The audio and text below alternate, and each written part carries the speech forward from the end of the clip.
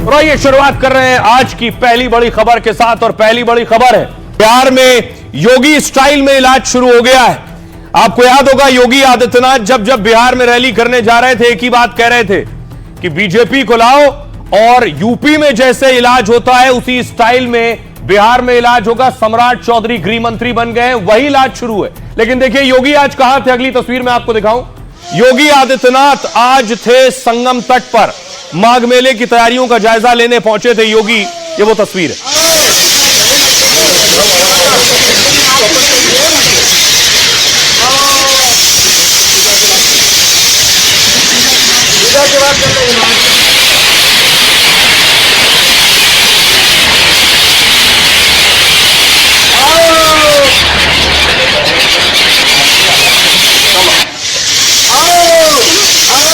योगी प्रयागराज में पक्षियों को खाना खिला रहे थे और दूसरी तरफ बरेली में बुलडोजर चल रहा था।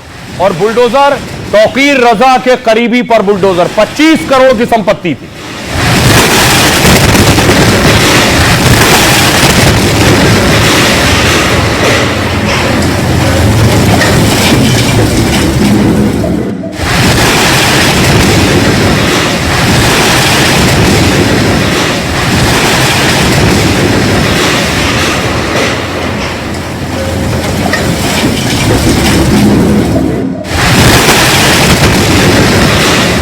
तो बिहार में भी योगी स्टाइल वाला इलाज शुरू हो गया।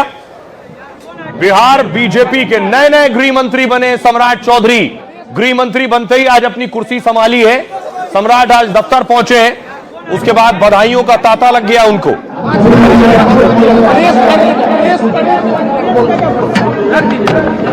बिहार के नए गृह मंत्री सम्राट चौधरी बने। इससे पहले सम्राट डिप्टी सीएम थे।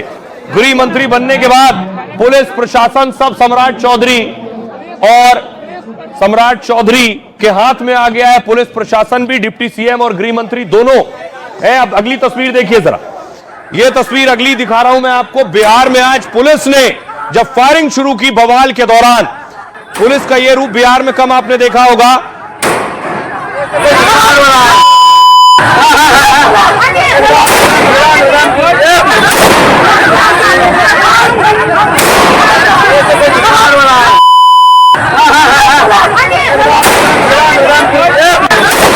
बिहार की जहां बवालियों को संभालने के लिए पुलिस ने हवाई फायरिंग कर दी।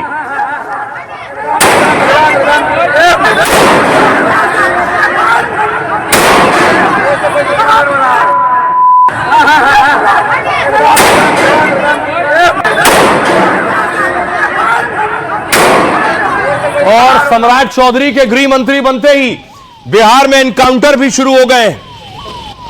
एक अपराधी को आप देख रहे हैं जो हथियारों की मिनी फैक्ट्री चला रहा था, उसके साथ पुलिस का एनकाउंटर हुआ। शिवदत्त राय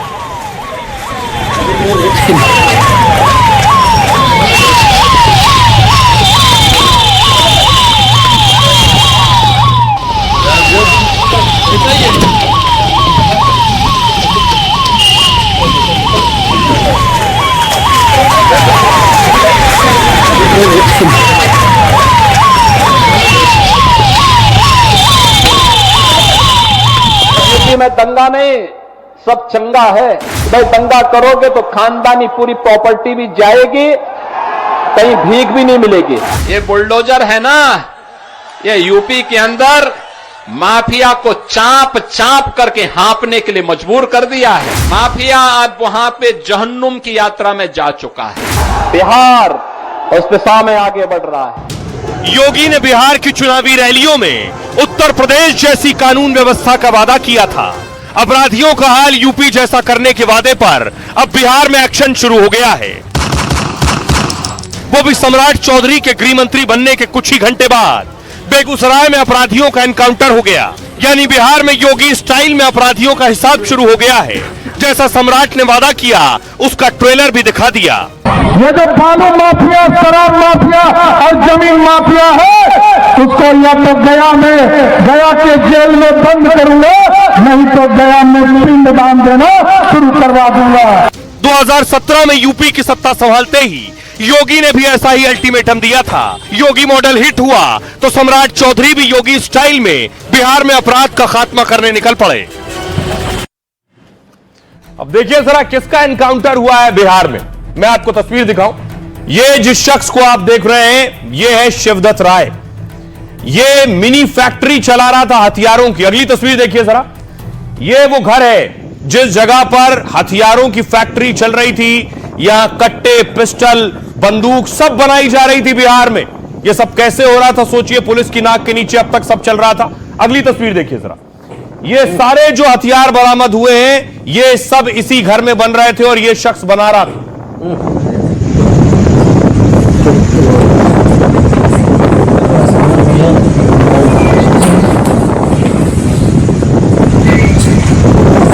हथियारों की बड़ी खेप, मैगजीन भी आप देख रहे हैं।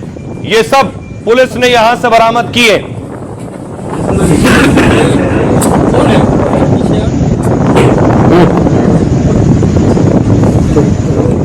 तो अब बिहार में योगी स्टाइल में कैसे कार्रवाई हो रही है, काउंटर कैसे हुआ। सम्राट चौधरी के गृह मंत्री बनते ही बिहार में यूपी जैसा एक्शन हो रहा है। बेगूसराय में पुलिस और एसटीएफ ने एनकाउंटर किया। पुलिस ने मिनी गन फैक्ट्री का भांडाफोड़ किया। बड़े पैमाने पर अवैध हथियारों की खरीद और बिक्री हो रही थी, पुलिस को पता चला। इनपुट के आधार पर पुलिस ने छापेमारी की और कार्रवाई शुरू की। पुलिस की टीम ने इलाके को पहले चारों तरफ से घेरा। इसके बाद अपराधियों ने पुलिस पर फायरिंग शुरू कर दी। अपराधी मौके से भागने की कोशिश करने लगे। बदमाशों ने पुलिस पर 6 से 7 राउंड गोलियां चलाई बिहार में। पुलिस की जवाबी कार्रवाई में एक आरोपी को गोली लगी है। कुख्यात शिवदत्त राय पुलिस की फायरिंग में घायल हुआ है। पुलिस ने जवाबी फायरिंग में 3 राउंड गोलियां चलाई। बेगूसराय सदर अस्पताल में इलाज के लिए भर्ती कराया गया। पुलिस ने 2 और बदमाशों को गिरफ्तार किया है। कुछ अपराधी अंधेरे का फायदा उठाकर मौके से भाग निकले। मिनी गन फैक्ट्री से भारी मात्रा में हथियार बरामद हुए। 1 देसी कार्बाइन, 2 मैगजीन, 5 खोखा और जिंदा कारतूस बरामद हुआ है। इलाके में पुलिस का सर्चिंग अभियान भी जारी है और हथियार सप्लाई नेटवर्क के बाकी सदस्यों की तलाश की जा रही है। मौके से कप सिरप और नगद राशि भी बरामद की गई है। पुलिस को इनामी अपराधी शिवदत्त राय की पहले से तलाश थी। वो कई मामलों में आरोपी है और फरार चल रहा था। यह एक्शन हुआ इसके ऊपर। 2022 में सरपंच के घर पर फायरिंग में भी यह आरोपी था। सुनिए जरा सम्राट चौधरी क्या कह रहे हैं। गृह मंत्री बनने के बाद अपराधियों और अपराध पर कैसे एक्शन हो रहा है। एक व्यवस्था खड़ी है। बिहार का सुशासन लगातार बिहार में अराजकता को समाप्त किया है, जंगल राज को समाप्त किया है। उस व्यवस्था को पूर्ण रूप से स्थापित किया जाएगा। लेकिन यह जरूर कहूंगा कि अपराधियों के लिए खैर नहीं है। अपराधी के लिए ये बिहार नहीं है।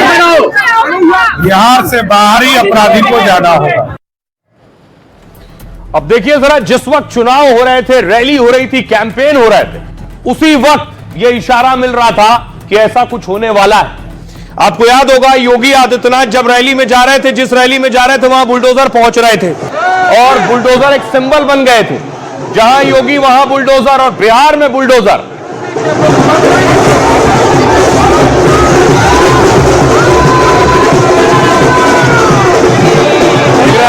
बुलडोजर से ही फूलों की बारिश भी हो रही थी योगी पर। और अब बिहार के लोग बुलडोजर को अपनाना चाहते हैं। इसलिए अगली तस्वीर देखिए। अब तक क्या था कि गृह मंत्रालय नीतीश कुमार के पास होता था।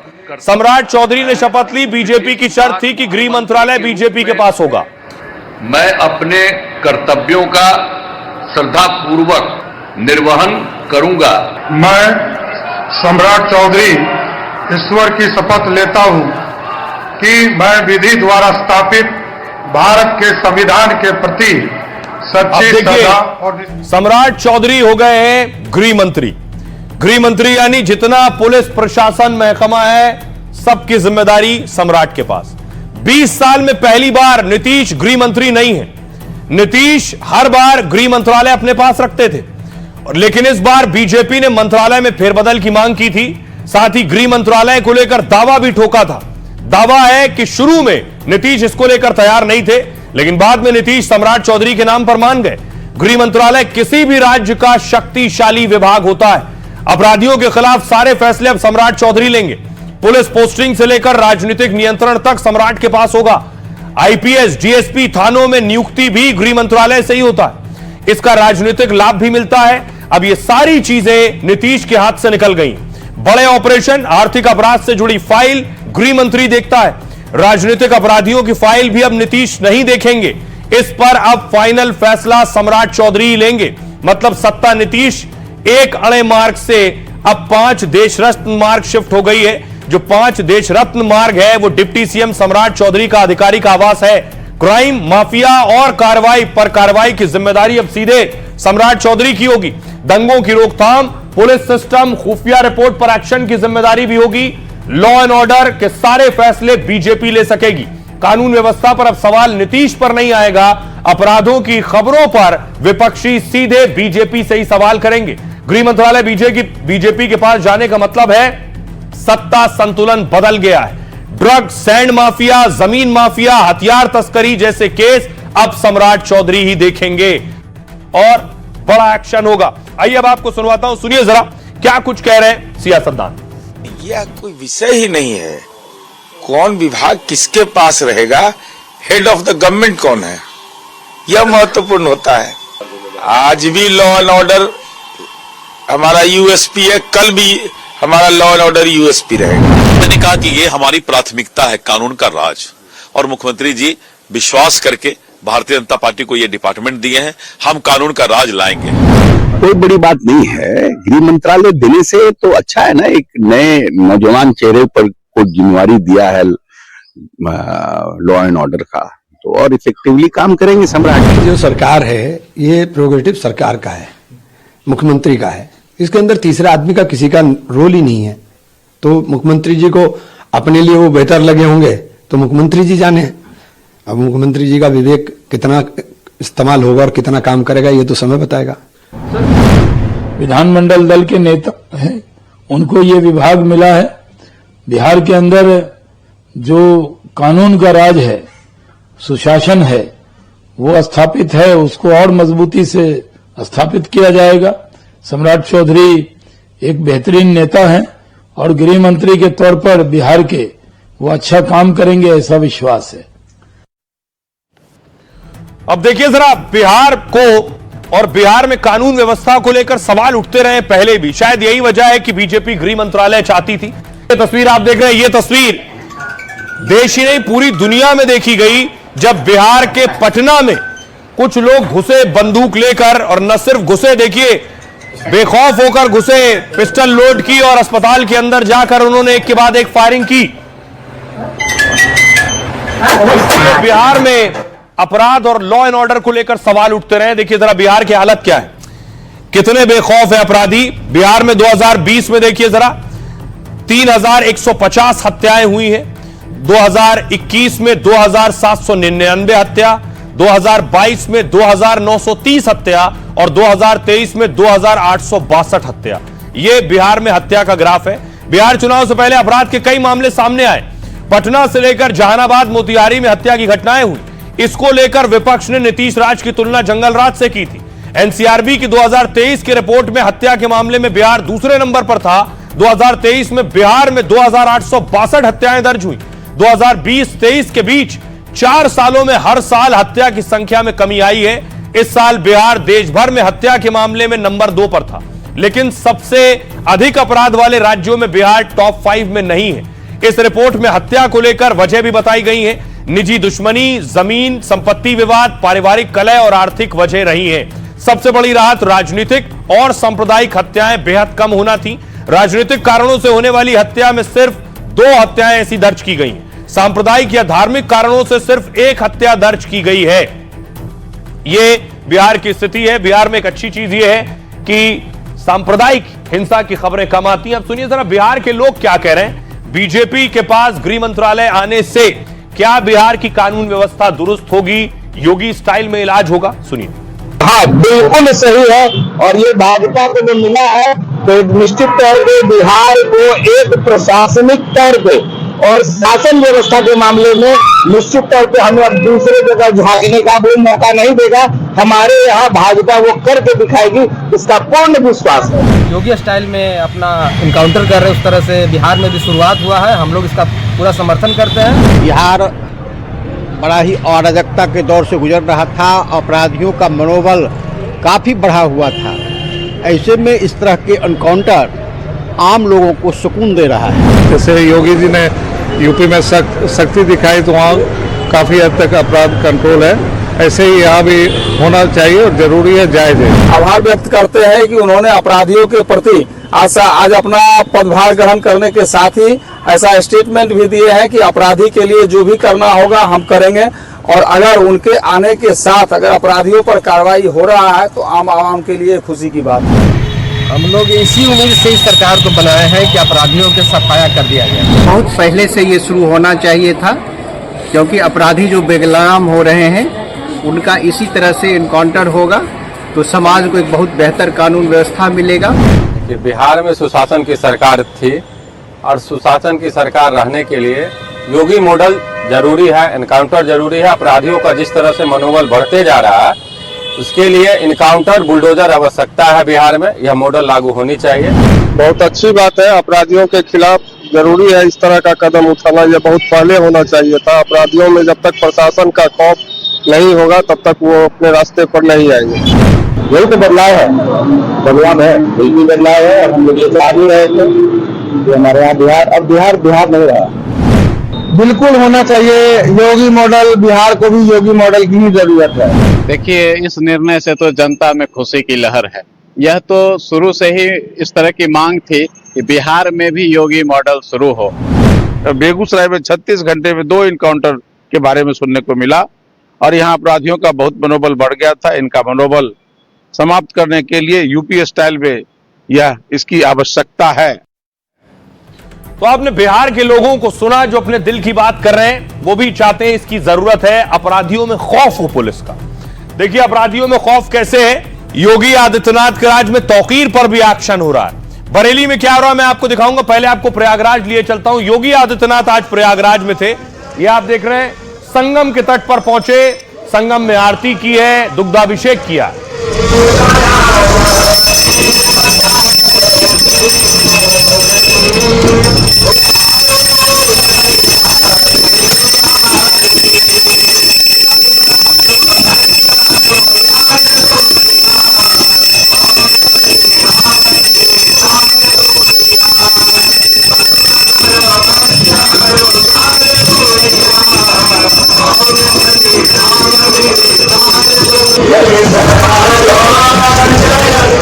अब आइए सीधे आपको बरेली लिए चलता हूं। बरेली में पहुंची थी पुलिस और बुलडोजर। दरअसल तौकीर के करीबी के ठिकाने पर बुलडोजर चलना था।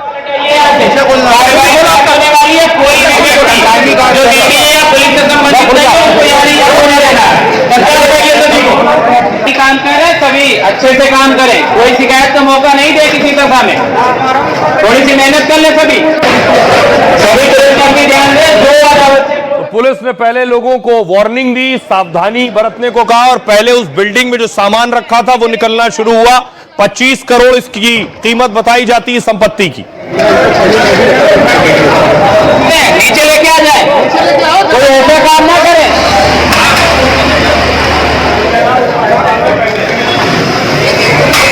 और उसके बाद देखिए जरा बुलडोजर चलना शुरू हुआ। पोकलेन मशीन आई थी, बाकायदा बड़ी इमारत थी जिसे गिराया जाना था।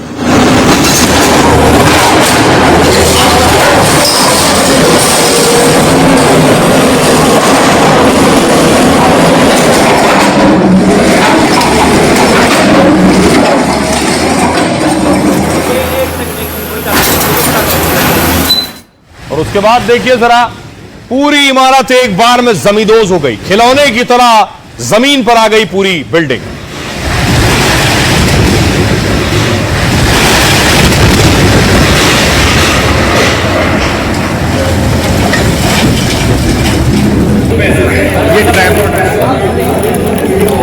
पूरी इमारत आप देख रहे हैं जो बुलडोजर के जरिए गिरा दी गई है। आइए आपको बताऊं क्यों हुआ एक्शन और किसकी इमारत है ये।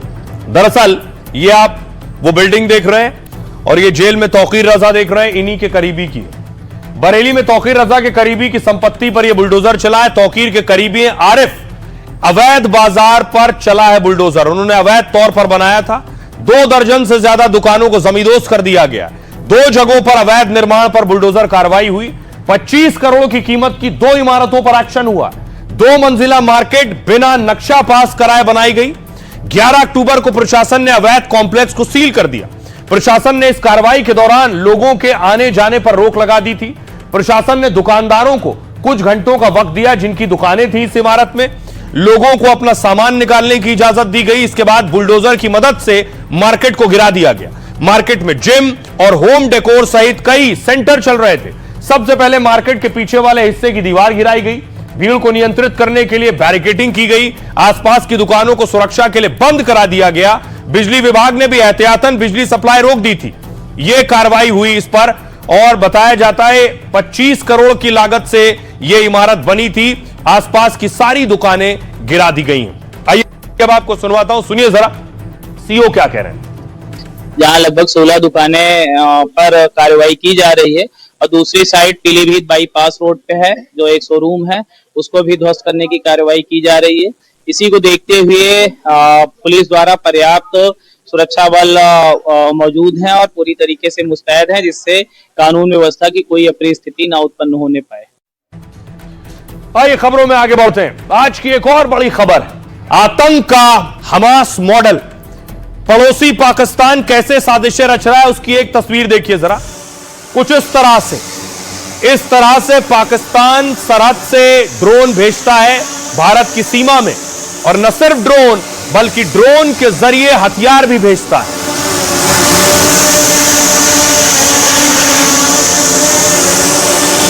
ये एआई जनरेटेड वीडियो आप देख रहे हैं। इसी तरह सीमा से ड्रोन आते हैं, ड्रोन हथियार लेकर आते हैं, भारत की सीमा में आते हैं और ड्रॉप कर देते हैं, गिरा देते हैं और फिर वापस चले जाते हैं ड्रोन। इस तरह से हथियार, गोला बारूद, विस्फोटक और ड्रग्स भी पाकिस्तान भेजता है। ऐसे ही हथियार जो भेजे गए वो पकड़े गए। ये तस्वीर आप देख रहे हैं, ये जो विदेशी पिस्टल्स हैं ये पाकिस्तान के रास्ते भारत भेजी गई है। आईएसआई के तस्करों से जब्त किए गए हथियार।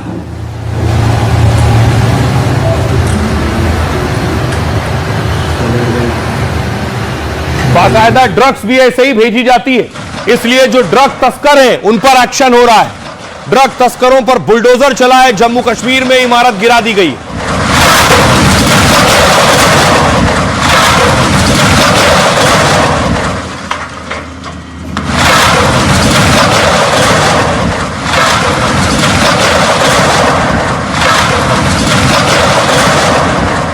तो आतंक पर एक्शन हो रहा है, लेकिन आतंक से जुड़े बड़े खुलासे हो रहे हैं। ये जो डॉक्टर्स के चेहरे आप देख रहे हैं, क्या ये डॉक्टर्स भारत में हमास वाली साजिश रच रहे थे? ऐसा खुलासा हुआ है। आपको याद होगा हमास क्या करता था, हमास कहां रहता था। तस्वीर अगली मैं आपको दिखाऊं। हमास के जो आतंकी थे वो सुरंगों में रहते थे। यही हथियार, यही गोला बारूद, यही सब कुछ छिपाते थे, जिससे इजराइल की सेना और फौज से बच सके। यही छिपकर इन सुरंगों में रहते थे और दावा था कई किलोमीटर लंबी सुरंगें बनाई हैं उन्होंने। और न सिर्फ सुरंगें, आपको याद होगा हमास हॉस्पिटल को टारगेट करते थे और हॉस्पिटल के नीचे ही हमास के आतंकी ठिकाना बनाते थे। हॉस्पिटल में इजराइल हमला करने से पहले 1000 बार सोचता था, क्योंकि वहां मरीज है, पेशेंट है, जान माल का नुकसान होगा। लेकिन हमास ने हॉस्पिटल के नीचे ही अपने हेडक्वार्टर बनाए थे, अपने हथियार रखे थे और बंधकों को जो पकड़ा था इजरायलियों को, उन्हें भी यहां रख रखा था। अब सवाल यह है, क्या जो भारत में आतंकी पकड़े गए, जिनका ताल्लुक एक अल फलाह यूनिवर्सिटी से है, मेडिकल यूनिवर्सिटी, जहां लोग डॉक्टरी की पढ़ाई पढ़ने आते हैं, पढ़ने लिखने आते हैं, उन्होंने भी अल फलाह हॉस्पिटल को ही क्यों टारगेट किया? क्या यह हमास और जैश का जो एक गठबंधन हुआ है, जो पिछले दिनों मीटिंग हुई थी, उसके बाद हॉस्पिटल टारगेट पर थे, जिसके बाद अल फलाह और उसके डॉक्टर्स को टारगेट किया गया और उनके जरिए भारत में साजिश रची गई, जिससे किसी का किसी अस्पताल की तरफ शक न जाए। हमास ने जैसे आतंक का अंडरग्राउंड अड्डा बनाया, अस्पतालों में हथियारों के जखीरे का ठिकाना बनाया, हमास जैसे मंसूबे वाले आतंकी यही हिंदुस्तान में भी करने वाले थे। जैसे हमास ने अस्पतालों को बम बारूद का गोडाउन बनाया, वैसा ही डॉक्टर आतंकी अल फलाह को बनाना चाहते थे। ताकि न किसी को शक हो, न एक्शन और सहानुभूति के मारे बच निकले, मगर एजेंसियों ने उनके मंसूबों को जमीन में गाड़ दिया। इसलिए देखिए, लोगों में गुस्सा है अल फलाह यूनिवर्सिटी को लेकर कि कैसे एक विश्वविद्यालय में ये सब कुछ चल रहा था, ये सब कुछ हो रहा था। देखिए जरा अब लोग क्या कह रहे हैं, अल फलाह को गिरा दो, प्रदर्शन कर रहे हैं, यूनिवर्सिटी गिरा दो। इस अल फलाह में कैसे आतंक का अड्डा बना हुआ था।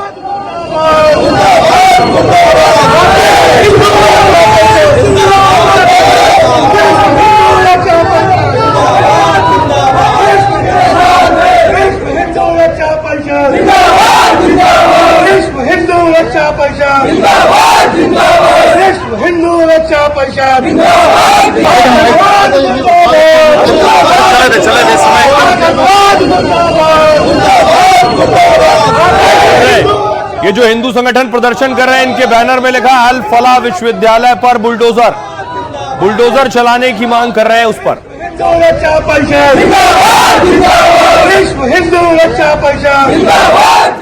अब देखिए, दावा यह किया जा रहा है जिस तरह हमास के आतंकी अस्पताल के जरिए अस्पताल की आड़ में नीचे अपना ठिकाना बनाते थे, क्या उसी तरह अल फलाह से जुड़े डॉक्टर्स भी अस्पताल, जो आप कहिए जिस तक लोगों का जहन और दिमाग ना जाए इसलिए अस्पताल को टारगेट किया, अस्पताल को अड्डा बनाया। जैश के डॉक्टर मॉड्यूल का हमास की रणनीति अपनाना कोई संयोग नहीं बल्कि एक सोची समझी साजिश का हिस्सा है, क्योंकि हमास भी अस्पतालों का इस्तेमाल करता था। गाजा के अस्पतालों में लोगों को मानव ढाल बनाता था ताकि इजरायली फौज के हमलों से लड़ाकों को बचा सके। ठीक वैसे ही जैश से जुड़े डॉक्टर्स, आतंकी भी यही करते थे। उन्होंने अल फलाह मेडिकल कॉलेज को अपना अड्डा बनाया। यहीं पर काम करने वाले कई लोग आतंकी नेटवर्क से जुड़ गए, जिनका ब्रेन वॉश कर उन्हें नेटवर्क में जोड़ना आसान होता था। डॉक्टर उमर और मुजम्मिल इसी अल फलाह में पढ़ाते थे। वो अल फलाह की लैब से सोचिए रासायनिक केमिकल चुरा कर ले जाते थे, जिसे अमोनियम नाइट्रेट में मिलाकर बम बनाया जाता था। हमास के लड़ाके भी अस्पतालों में हथियार और बम रखते थे छिपाकर बेसमेंट में। उसी तर्ज पर जैश से जुड़े डॉक्टर भी आतंकी यही काम कर रहे थे, क्योंकि आतंकी गुट जैश और हमास के बीच सांठगांठ थी। 5 फरवरी को पीओके में हमास और जैश लश्कर का जलसा हुआ था। आतंकी कमांडरों ने भारत को तोड़ने का मंसूबा जाहिर किया था। तब इसके बाद जैश ने हमास की आतंकी किताब पढ़कर उसे लागू किया है। क्या यही तैयारी थी, यही कोशिश थी? लेकिन अल फलाह पर कार्रवाई हो रही है, तो सुनिए जरा मुस्लिम धर्मगुरु क्या कुछ कह रहे हैं। मदनी और विनोद बंसल क्या कह रहे हैं। लंदन के अंदर मेयर बन सकता है एक खान, हिंदुस्तान के अंदर किसी मुस्लिम यूनिवर्सिटी का कोई आदमी वाइस चांसलर नहीं बन सकता, और अगर बनेगा तो आजम खां की तरह जेल के अंदर जाएगा, इकबाल की तरह औलाद जेल में डाल दी जाएगी। आज देख लीजिए अल फलाह का क्या हो रहा है, जेल में पड़ा हुआ है, और कितने साल जेल के अंदर गुजरते हैं नहीं जानता कोई आदमी। अरे मौलाना, कुछ तो सब्र करो, कुछ तो शर्म करो। कम से कम जिस देश में रहते हैं, जिस थाली में खाते हैं उसमें छेद करना बंद करो। आपके ऐसे स्टेटमेंट जो है न सिर्फ भारत बल्कि इस्लाम के लिए भी बड़े बेहद घातक हो सकते हैं। अगर अत्यवादियों को, आतंकवादियों को, अमानवीय कुकृत्य करने वाले जिहादी जानवरों को आप बचाओगे तो उसके परिणाम सभी के लिए घातक होंगे। अब देखिए, सवाल यह है कि अल फलाह में बहुत से बच्चे पढ़ते हैं, उनके परिवार वाले परेशान हैं, परिवार वाले अल फलाह यूनिवर्सिटी पहुंच रहे हैं। बेशक वहां से कुछ आतंकी निकले, लेकिन हर बच्चा आतंकी नहीं है, ना हर बच्चे का उनसे ताल्लुक है। लेकिन परिवार वाले अपने बच्चों की पढ़ाई लिखाई को लेकर बहुत फिक्रमंद हैं। उन्हें सुनिए जरा क्या कह रहे हैं। हमारे बच्चे इधर पढ़ रहे हैं, एमबीबीएस कर रहे हैं, डॉक्टरी की पढ़ाई कर रहे हैं, तो जो भी लोग, मैं अकेला नहीं, कितने पेरेंट्स, 1200-1300 पेरेंट्स बन जाते हैं 4 सालों के। हर बंदा बरी करेगा, एक बार करेगा ही करेगा। हम सरकार से यही बेनती करेंगे कि हमारे बच्चों का भविष्य को मद्देनजर रखते हुए जी सरकार उसको देख के अच्छा हल निकालेगी। कल वो उन्होंने बताया कि एनएमसी के ऑफिशियल आए थे, उन्होंने इंस्पेक्शन की है, दे विल डू सर्टेनली, कुछ ना कुछ जरूर करेंगे। हमारी कंसर्न तो है ही, रेपुटेशन को इशू को लेके बहुत बड़ी कंसर्न है हमारी। आई एम श्योर कि अथॉरिटीज सारे चीज को इन्वेस्टिगेट करने के बाद बच्चों के फ्यूचर को ध्यान में रखते हुए कोई ना कोई स्टेप लेगी। तो जिन बच्चों का इससे कोई ताल्लुक नहीं, उनके मां बाप का फिक्रमंद होना जायज है, वो बेशक परेशान होंगे ही, लेकिन जो इसमें शामिल थे उनके तार कहां से जुड़े हैं के लिए रेड हो रही है। तस्वीर आप देख रहे हैं फरीदाबाद का धौज है। धौज में पुलिस पहुंची है, एक एक दुकान को छान रही है, एक एक दुकान तक जा रही है।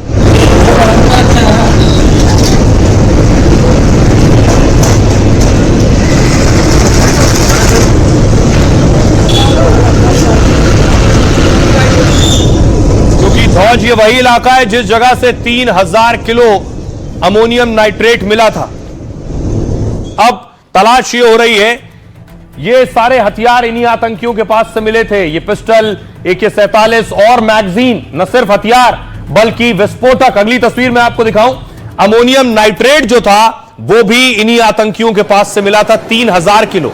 लेकिन ये 3000 किलो अमोनियम नाइट्रेट कहां से लाए, इतना पैसा कहां से आया? आपको बताऊं कि आखिर सबने थोड़ा थोड़ा पैसा जोड़ा, उसके बाद सबको जिम्मेदारी दी गई थी और उस जिम्मेदारी के हिसाब से सबने तैयारी की। देखिए जरा, 5 लाख शाहीन लाई, 2 लाख उमर लाया, इधर देख रहे हैं 5 लाख मुजम्मिल, 6 लाख मुजफ्फर, और उधर आप देख रहे हैं 8 लाख दूसरा शख्स लेकर आया। डॉक्टर आदिल अहमद राथर ने 8 लाख रुपए दिए। सबसे जो कॉर्नर पर देख रहे हैं वो आदिल है, 8 लाख रुपए दिए। मुजफ्फर अहमद राथर ने 6 लाख रुपए दिए, उसके बगल में मुजम्मिल और शाहीन ने 5-5 लाख रुपए दिए। डॉक्टर उमर ने 2 लाख रुपए दिए। ये कुल मिलाकर 26 लाख रुपए हो गए, ताकि इन रुपयों से विस्फोटक और हथियार खरीदा जा सके। जांच में पता चला ये पूरा पैसा दिया गया उमर को। पैसों को लेकर यूनिवर्सिटी में उमर मुजम्मिल में विवाद भी हुआ था। एजेंसियों के सामने पूछताछ में मुजम्मिल ने कबूला है 2023 में दिल्ली और कई शहरों में ब्लास्ट की साजिश रची थी। मुजम्मिल ने कहा है 2 साल से ब्लास्ट के लिए विस्फोटक का इंतजार कर रहा था वो। अमोनियम नाइट्रेट और यूरिया खरीदने के लिए जिम्मेदारी इस मुजम्मिल के पास थी। यह अमोनियम नाइट्रेट आप देख रहे हैं नीचे रखा है। मुजम्मिल ने गुरुग्राम और नू से 26 क्विंटल NPK खाद खरीदा था। इस खाद को विस्फोटक में तब्दील करने की जिम्मेदारी थी उमर की। उमर क्या कर रहा था? हाथ में आप केमिकल की बोतल देख रहे हैं। उमर विस्फोट के लिए केमिकल, रिमोट और डिवाइस जुटा रहा था। उमर ने विस्फोट और केमिकल रखने के लिए डीप फ्रीजर भी खरीदा था, जबकि शाहीन अलग अलग टीमें बनाकर नेटवर्क को बढ़ा रही थी। बिलाल, सबसे कॉर्नर पर आप बिलाल देख रहे हैं, बिलाल को ड्रोन और रॉकेट से हमले की तैयारी करने को कहा गया था। आदिल को पोस्टर लगाने का काम दिया गया था। सबसे कॉर्नर पर आदिल देख रहे हैं। और मुजम्मिल ने 6.5 लाख रुपए में AK-47 खरीदी थी, और जो बाद में डॉक्टर आदिल के लॉकर से बरामद हुई थी। मौलवी इरफान ने इन डॉक्टरों को मिलाकर टीम बनाई थी। आतंकी डॉक्टर्स की अलग अलग हैंडलर को रिपोर्टिंग थी। यानी मुजम्मिल जो था, मुजम्मिल का हैंडलर मंसूर और उमर का हैंडलर हाशिम था। इन सब की जांच की जा रही है फिलहाल। आइए अब आपको दिखाऊं, एक तरफ जांच हो रही है, दूसरी तरफ हो यह रहा है कि जितने आतंकी थे, इन आतंकियों का प्लान क्या था। सवाल ये सिर्फ धमाका करना प्लान नहीं था, सबके पास अलग अलग जिम्मेदारी थी। सबने पैसा इकट्ठा किया, सब अलग अलग तरह से धमाके करने की तैयारी कर रहे थे।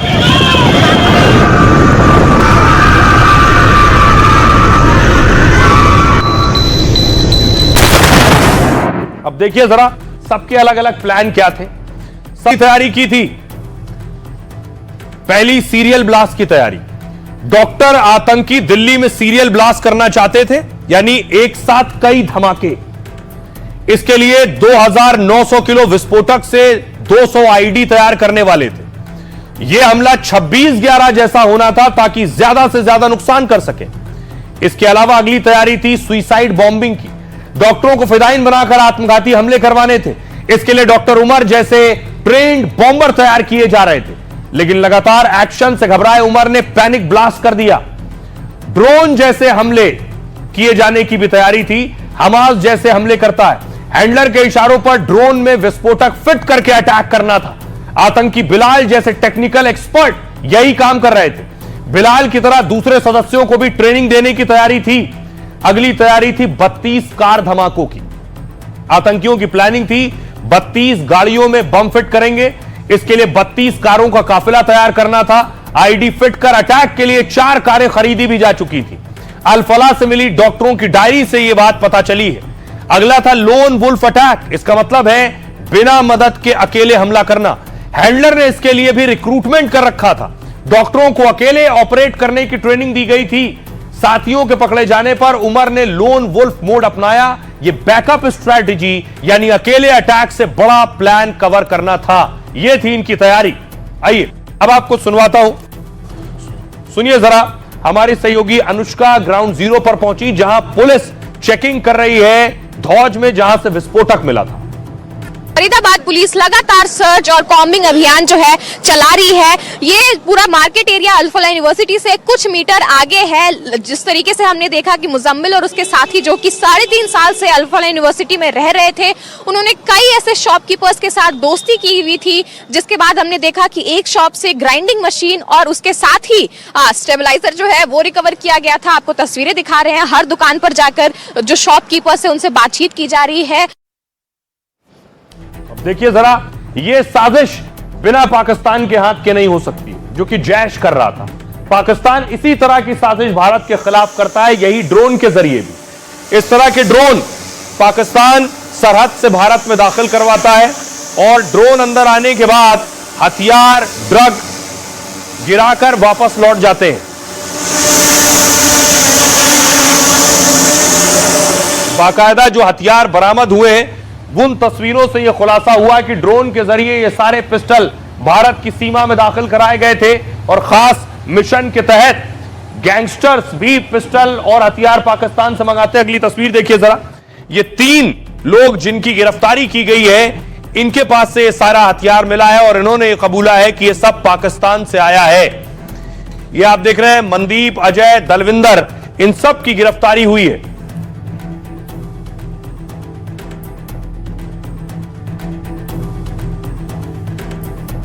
देखिए जरा कैसे अंतर्राष्ट्रीय रास्तों से आते हैं ये हथियार। इस तरह ड्रोन से सीमा पार होती है। सीमा पार आने के बाद ये यहां गिरा देते हैं बॉक्सेस और हथियार।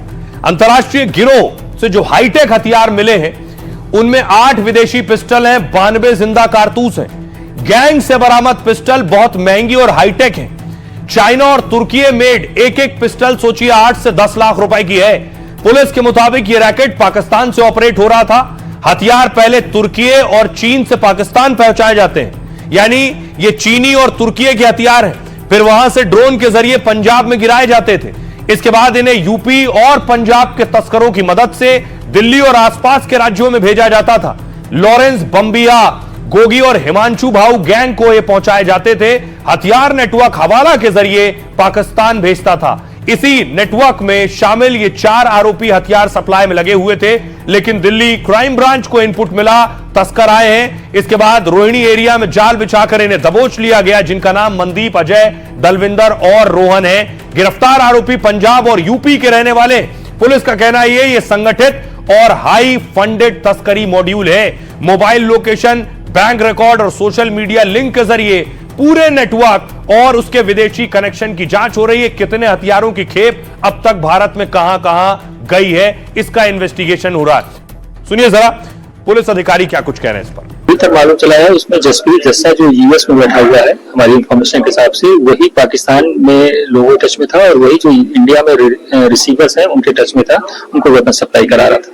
सर, ये जो हथियार हैं किस तरीके के हथियार हैं और इनकी कीमत कितनी होती होगी अंतरराष्ट्रीय मार्केट में? जो वेपन है इनकी, एक वेपन की कीमत 8 से 10 लाख रुपए यहाँ पर बताई जा रही है, जो ये बदमाशों को, गैंगस्टर्स को सप्लाई करते हैं, जिसमें PX 5.7 जो मेड इन टर्की है और PX 3 जो मेड इन चाइना है। बहुत सी सोफिस्टिकेटेड वेपन है। तो यहाँ जैसे सप्लायर हमने एक रोहन तोमर अपरेंट किया है, बागपत्ता रहने वाला है, ये डिफरेंट ब्रांड्स को सप्लाई करता था। कितना बड़ा नेक्सस है? क्या और भी लोग इससे जुड़े हुए हैं? हाँ, हमारी इंटरोगेशन में और भी लोगों के नाम आए हैं जिनको हम अपरेंट करने की कोशिश कर रहे हैं। अब देखिए जरा, इसीलिए जम्मू कश्मीर में भी एक्शन तेज हो गया है, क्योंकि वहां भी लगातार चेकिंग हो रही है दिल्ली धमाके के बाद। ये तस्वीरें आप देख रहे हैं सर्च ऑपरेशन की, इस तरह की तस्वीरें। जानकारी ये मिल रही है कि हथियार पाकिस्तान से आ रहे हैं और ड्रग भी पाकिस्तान से आ रहा है, आतंकी पाकिस्तान से आ रहे हैं और कैसे जैश लोगों तक हथियार पहुंचा रहा है या उन्हें आतंकी बनने में मदद कर रहा है। कैसे ड्रग और आतंक का कॉकटेल सामने आया है, उसकी अगली तस्वीर दिखाऊं मैं आपको। आज बुलडोजर एक्शन हुआ है जम्मू कश्मीर की तस्वीर आप देख रहे हैं। बुलडोजर चला है ट्रक के तस्करों पर। तस्कर भाइयों के अड्डे जमींदोज किए गए। दावा यह है कि ट्रक का जो पैसा है वो आतंकवाद में इस्तेमाल होता है। भाई साहब तुम लेट आए हो, नो नहीं है। अच्छा 200 मीटर पहले रोक ला।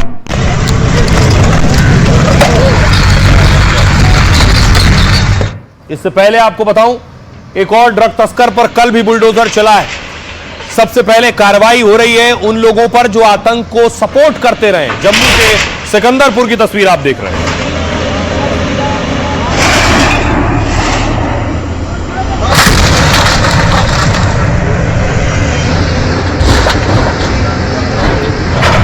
तो जम्मू कश्मीर में कई दिन से ड्रग्स गैंग रडार पर हैं। ड्रग्स गैंग के खिलाफ बुलडोजर चल रहा है। लगातार दूसरे दिन आज बुलडोजर कार्रवाई हुई है। जम्मू कश्मीर के बिश्नाह में अवैध निर्माण तोड़ा गया है। दावा यह है कि सरकारी जमीन पर दो भाइयों ने कब्जा किया था। दावा है कब्जाई गई जमीन की कीमत 60 करोड़ रुपए, जबकि कब्जा करने वाले दोनों भाई ड्रग्स तस्करी करते हैं। ऐसे में प्रशासन ने इनके अवैध कब्जे पर बुलडोजर चला दिया है। कई मंजिला इमारत और छोटे छोटे निर्माण तोड़ डाले हैं। इससे पहले कल भी सिकंदरपुर में बुलडोजर चला था। वहां भी ड्रग्स तस्करी करने वालों के मकान तोड़े गए थे। कार्रवाई का मकसद है ड्रग्स और अवैध कब्जे के जाल को तोड़ना। आइए आपको सुनवाता हूं, हमारे सहयोगी की रिपोर्ट देखिए जरा।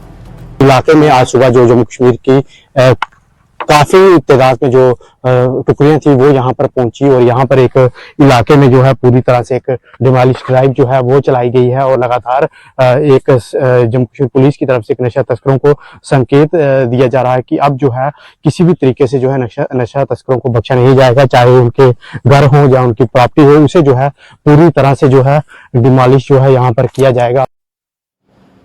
और आइए खबरों में आगे बढ़ते हैं। एक अफसोसनाक खबर, भारत ने अपना एक फाइटर खो दिया। अलविदा फाइटर।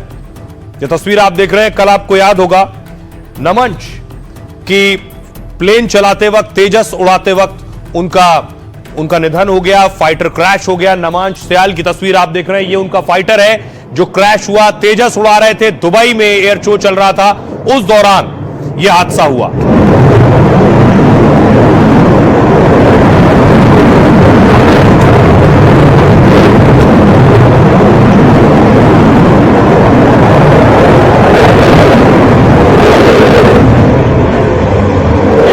की तस्वीरें मैं आपको दिखा रहा हूं, अगर ध्यान से देखिए तो ये आखिरी वीडियो है क्रैश होने से पहले। ये क्रैश हुआ फाइटर।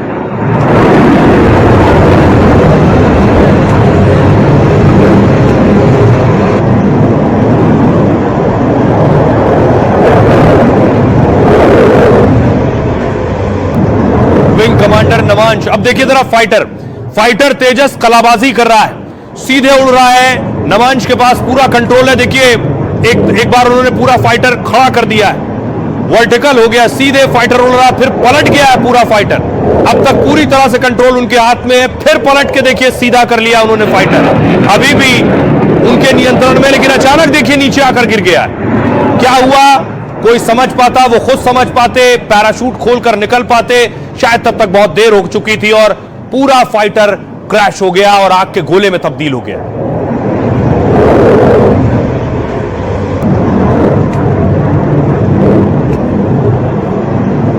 अब आपको दिखाऊं अगली तस्वीर, जिस वक्त क्रैश हुआ वो फाइटर। ये आप देख रहे हैं, ये तेजस उड़ा रहे थे। ये पहली तस्वीर कल आई थी।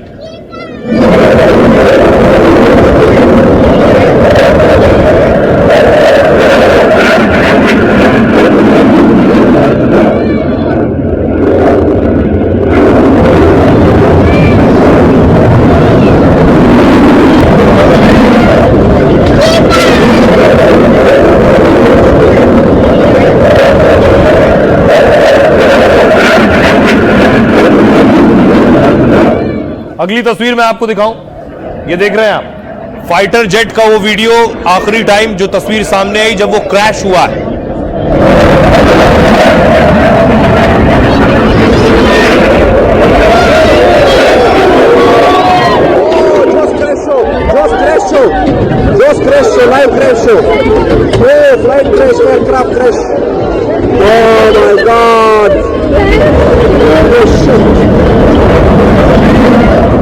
अब आपको बताऊं कि आखिर एक्सपर्ट्स क्या कह रहे हैं, यह हादसा कैसे हुआ। पूरी तरह से विंग कमांडर के कंट्रोल में था फाइटर, कलाबाजियां भी कर रहा था, पूरा फाइटर पलट भी गया था, फिर कैसे क्रैश हो गया। देखिए जरा आपने तस्वीरें देखी फाइटर की, कुछ इस तरह से पूरा फाइटर उल्टा कर दिया था जब वो उड़ा रहे थे। दुबई में तेजस विमान हादसे को लेकर बहुत से दावे किए जा रहे हैं। दावा किया जा रहा है कि नेगेटिव जी फोर्स टर्न से हादसा हुआ, यानी पूरा फाइटर पलट गया था। जिस वक्त जब विमान गोता लगा रहा था उस वक्त पायलट पर असर पड़ा, यानी विमान उल्टा था। इसमें पायलट को ऐसा लगता है कि वो सीट से ऊपर उठ रहा है, क्योंकि जब विमान उल्टा है तो उसे ऐसा लगेगा सीट से निकल रहा है वो, और चक्कर आने की वजह से विमान कंट्रोल खो रहा है। एक्सपर्ट्स ऐसा मानते हैं कि पायलट इससे उबर नहीं पाया, ऐसा हो सकता है, जिसकी वजह से विमान नीचे, सीधे नीचे की तरफ चला गया। दावा यह भी किया जा रहा है जेट में तकनीकी खराबी आई हो और इंजन फेल होने की वजह से हादसा हुआ हो।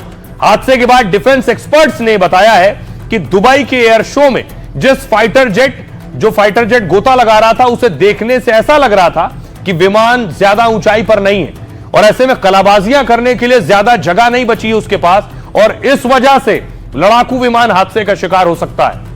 अब देखिए इस बीच पाकिस्तान के कई अखबारों ने फर्जी खबर भी चलाई। पाक के अखबारों ने दावा किया कि विमान में ऑयल लीक हो रहा था, लेकिन पड़ताल में पाक का यह प्रोपेगेंडा फर्जी साबित हुआ है। हादसे के बाद वायुसेना तेजस के ब्लैक बॉक्स की जानकारी जुटा रही है। वो सबसे इंपॉर्टेंट है। दरअसल ब्लैक बॉक्स में विमान की पूरी रिकॉर्डिंग मौजूद होती है और इसकी मदद से हादसे की असल वजह के बारे में पता चलता है। सुनिए जरा इस पर एक्सपर्ट्स क्या कह रहे हैं। तकरीबन 55 सेकंड तक सब ठीक ठाक दिखाई दे रहा है और उसके बाद लास्ट के 5 सेकंड में वो एक रोल लेता है और फिर उसके बाद राइट पॉजिटिव जी से वो लेफ्ट नेगेटिव जी का मैनूवर करने की कोशिश कर रहा है, और उस समय कहीं पर वो पिच डाउन हुआ है और उसके बाद उसको पुल अप करना चाहिए था। तो कहीं ना कहीं ऐसा लगता है कुछ ना कुछ तकनीकी खराबी भी हो सकती है। तो ये बहुत सारे पहलू हैं जो इस समय पे जो समझ में आते हैं। अब देखिए विंग कमांडर का एयर शो तेजस में बैठने से पहले आखिरी वीडियो कौन सा है। ये तस्वीर आप देख रहे हैं, ये जिन्हें आप देख रहे हैं ये नमांश है। ब्लैक यूनिफॉर्म में जिन्हें आप देख रहे हैं ये नमांश है जो तेजस उड़ा रहे थे।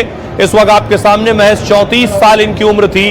रक्षा राज्य मंत्री संजय सेठ वहां मौजूद थे दुबई में एयर शो के दौरान, उनके साथ मिले, मुलाकात हुई, उसके बाद फोटो सेशन हुआ। देखिए नमांश आकर खड़े हुए।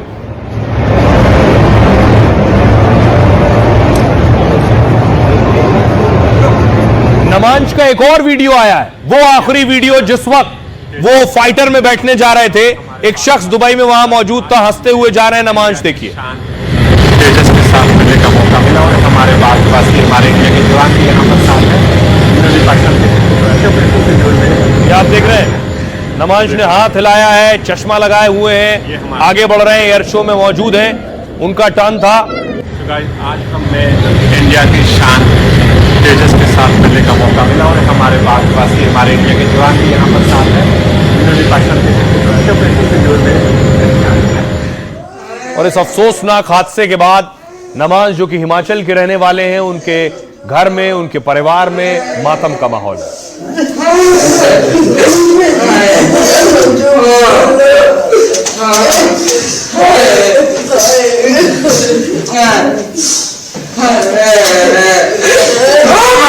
आपको तेजस के जाबाज पायलट की कहानी मैं आपको बताता हूं। एयर शो में विंग कमांडर नमांश सयाल तेजस विमान उड़ा रहे थे और 34 साल के नमांश हिमाचल प्रदेश के कांगड़ा के रहने वाले थे। वो अनुशासन और बेहतरीन सर्विस रिकॉर्ड के लिए जाने जाते थे। नमांश के पिता भी पहले भारतीय सेना में कार्यरत थे। आर्मी से रिटायर होने के बाद उनके पिता स्कूल में प्रिंसिपल बने। पिता की सैनिक यूनिफॉर्म देखकर नमांश बहुत प्रभावित थे पिता से। नमांश ने बचपन में ही ठान लिया था कि वो सेना से जुड़ेंगे। उन्होंने अपनी शुरुआती पढ़ाई हमीरपुर के सैनिक स्कूल से की। इसके बाद उन्होंने नेशनल डिफेंस एकेडमी में पढ़ाई की। साल 2009 में उनको वायु सेना में अधिकारी नियुक्त किया गया। उन्होंने इससे पहले भी कई एयर शो में हिस्सा लिया है। उन्होंने अपने पिता को एयर शो देखने के लिए कहा था। नमांश के पिता दुबई में हुए एयर शो को लाइव देख रहे थे उस वक्त। सोचिए पिता वहीं मौजूद थे। उसी वक्त उन्हें तेजस फाइटर क्रैश के बारे में पता चला। पायलट नमांश की पत्नी भी वायुसेना में अधिकारी हैं। जिस वक्त हादसा हुआ वो कोलकाता में ट्रेनिंग कर रही थी, नमांश सियाल अपने पीछे 7 साल की बेटी छोड़ गए हैं। हादसे के बाद से ही उनके परिवार में गम का माहौल है। कांगड़ा में लोग उनके पार्थिव शरीर का इंतजार कर रहे हैं। आइए आपको सुनवाता हूं, सुनिए जरा विंग कमांडर नमांश साहब का परिवार क्या कह रहा है। मुझे इस चीज का बहुत दुख हुआ जब मैंने सुना।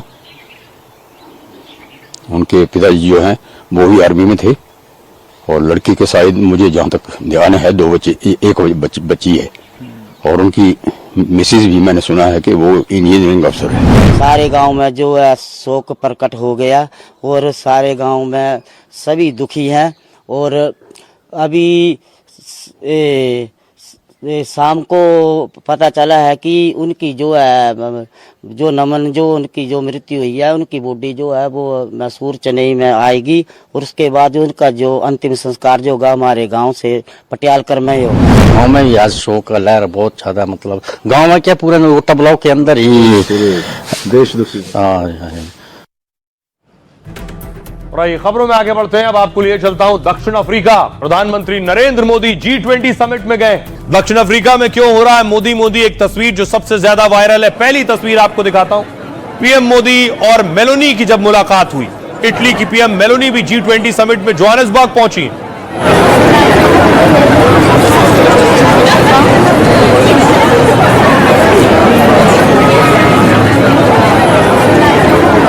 पीएम मोदी और मेलोनी ने हाथ मिलाया, काफी देर तक दोनों बात करते रहे।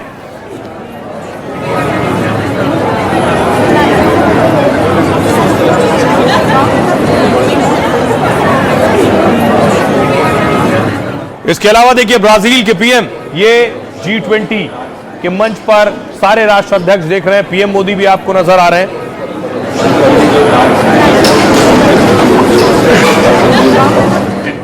ब्राजील के पीएम, आपको याद होगा ऑपरेशन सिंदूर के वक्त भी भारत के साथ खड़े थे। पीएम मोदी से मिलकर फौरन उन्होंने मोदी को गले लगा लिया।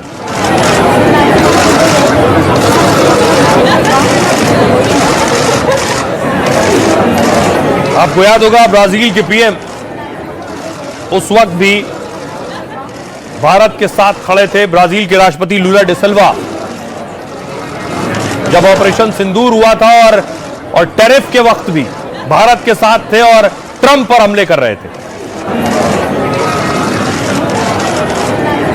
अगली तस्वीर देखिए जरा, पीएम मोदी फ्रांस के राष्ट्रपति इमैनुअल मैक्रों से मिले हैं। G20 समिट में ही यह मुलाकात भी हुई है। अब देखिए अगली तस्वीर में आपको दिखाऊं, पीएम मोदी जब पहुंचे तो प्रधानमंत्री नरेंद्र मोदी का गंगा मैया के गाने से स्वागत किया गया।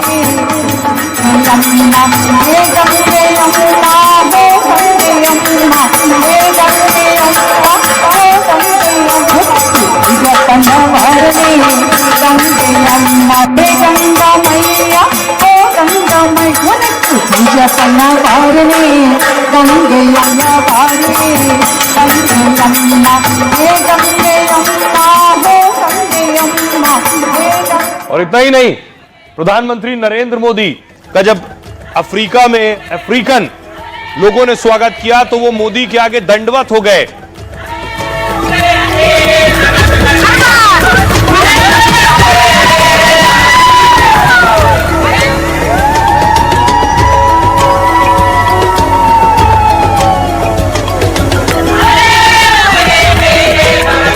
देख रहे प्रधानमंत्री को झुककर दंडवत होकर प्रणाम किया।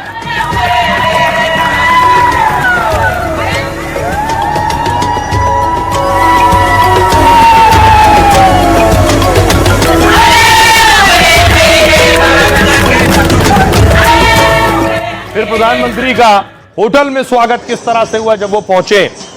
बाकायदा भारतीय नृत्य के साथ पीएम मोदी का वेलकम किया गया।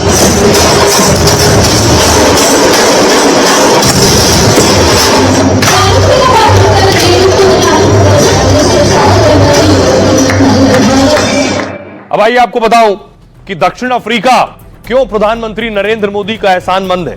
दक्षिण अफ्रीका में G20 शिखर सम्मेलन का आयोजन हो रहा है और इस आयोजन के लिए अफ्रीका भारत का एहसानमंद है, क्योंकि भारत की वजह से पहली बार G20 का आयोजन हो रहा है। और दरअसल 2023 में जब भारत ने G20 की अध्यक्षता की थी, तब प्रधानमंत्री नरेंद्र मोदी ने अफ्रीकन यूनियन को G20 का हिस्सा बनवाया था। भारत ने ही G20 देशों के सामने प्रस्ताव रखा था कि अफ्रीकन यूनियन को G20 देशों में शामिल किया जाना चाहिए। चीन ने शुरुआत में इस प्रस्ताव का विरोध करने की पूरी कोशिश की, लेकिन अमेरिका, फ्रांस, रूस समेत बाकी देशों को सहमत किया। आखिर चीन ने भी अफ्रीकन यूनियन को शामिल करने का समर्थन किया। पहले G20 देशों का समूह हुआ करता था 20 देशों का, इसमें अब 21 सदस्य हैं। पीएम मोदी के इस पहल के बाद अफ्रीका में भारत का सम्मान और बढ़ गया है। G20 समिट में शामिल होने जब पीएम मोदी जोहानिसबर्ग पहुंचे तो कलाकारों ने उनके सम्मान में जमीन पर लेट कर स्वागत किया है। अब आपको सुनवाता हूं, सुनिए जरा अफ्रीकी एक्ट्रेस क्या कुछ कह रही है। I am a very proud Indian and Modi ji, we love you. Namaste. My name is Tarina Patel. I'm a South African actress and producer, and I am so excited to welcome Modi ji today. It has been a dream of mine for a very, very, very long time. I missed his last visit in 2023. But I am so excited that he's here. I'm a proud Gujarati.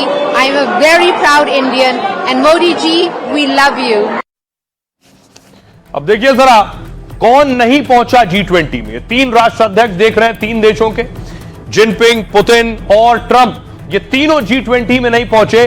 क्यों नहीं पहुंचे आपको बताता हूं। इस बार G20 summit में 3 world leader शामिल नहीं हुए।